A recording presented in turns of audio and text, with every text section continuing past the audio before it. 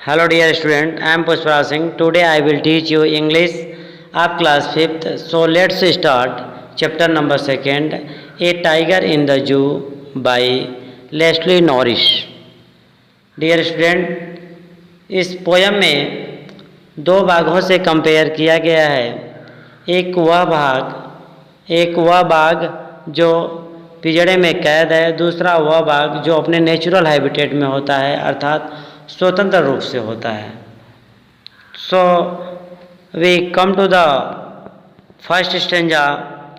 He stalks in his vivid stripes the few steps of his cage on pads of velvet quiet in his quiet rage. वह बाघ जो पिंजड़े में कैद है, अपने ज्वलंत धारियों के बीच, अर्थात उसका जो ब्लैक कलर का धब्बा होता है, जो धारी होता है, वह चमक रहा है। उसके बीच वह पिंजड़े में क्या है, कैद है, और वह कुछ ही स्टेप चल पाता है। अर्थात अगर वह नेचुरल हैबिटेट में होता तो वह जहाँ मन वहाँ जाता, जहाँ जैसा चाहता वैसा छलांग लगाता।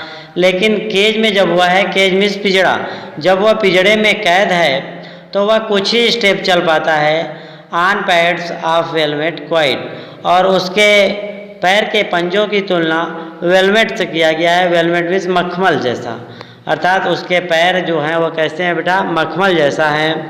इन इज क्वाइट रेज, वह पिंजड़े में क्रोध में भी है और शांत भी है। क्रोध इसलिए है क्योंकि किसी आप नेचुरल एनिमल को अगर आप उसे पिंजड़े में कैद करोगे तो उसे गुस्सा तो आएगा ही। उसी प्रकार वह गुस्सा तो बहुत है लेकिन फिर भी शांत है। वह इसलिए शांत है कि वह जानता है कि वह कुछ कर नहीं सकता। So we come to the next stanza. He should be lurking in shadow sliding through a long grass near the water hole where plump deer posh.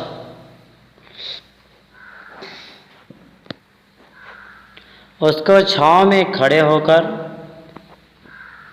इंतज़ार करना चाहिए अपने शिकार के लिए। छाँव में खड़े होकर ग्रास के पीछे, लंबे लंबे घास के पीछे उसे छिप कर क्या करना चाहिए, अपने शिकार का इंतज़ार करना चाहिए। नियर द वाटर होल के पास में। वेयर प्लम्प डियर पास, जहाँ उसे देखिए, जहाँ उसे हिरन जहाँ से गुजरते हों। प्लम्प मीन्स होता है मोटे या फिर तंदुरुस्त, तो मोटे ताजे हिरन जहाँ से पास होते हैं अर्थात गुजरते हो, वहाँ उसे अपने उस शिकार का इंतज़ार करना चाहिए। We should be snarling around houses at the jungle's edge baring his white fangs his called terrorising the village. होता है गुर्राना, उसे घर के चारों तरफ गुर्राना चाहिए। एट द जंगल एज, जंगल के किनारे जा कर के। Baring his white fangs his call terrorising the village, उसके सफ़ेद नुकीले पंजे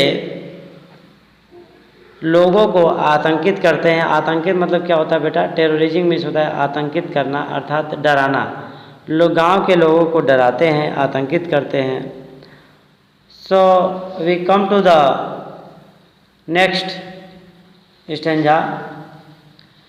but he locked in a concrete cell his strength behind bars, stalking the length of his cage, ignoring visitors.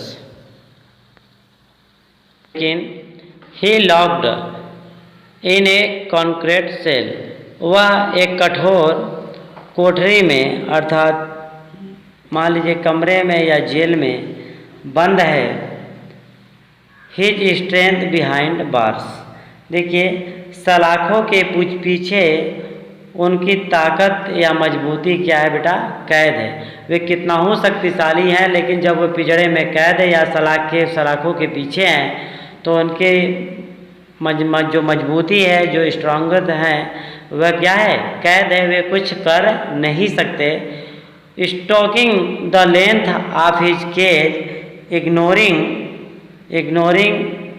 Visitors, की लंबाई में ही धीरे धीरे चलता है और जो लोग उन्हें देखने आते हैं उनमें कोई इंटरेस्ट नहीं है, क्योंकि जो नेचुरल एनिमल जो पिंजड़े में कैद है वह उन्हें इस रूप में देखना पसंद नहीं करते। So let's come to the next paragraph.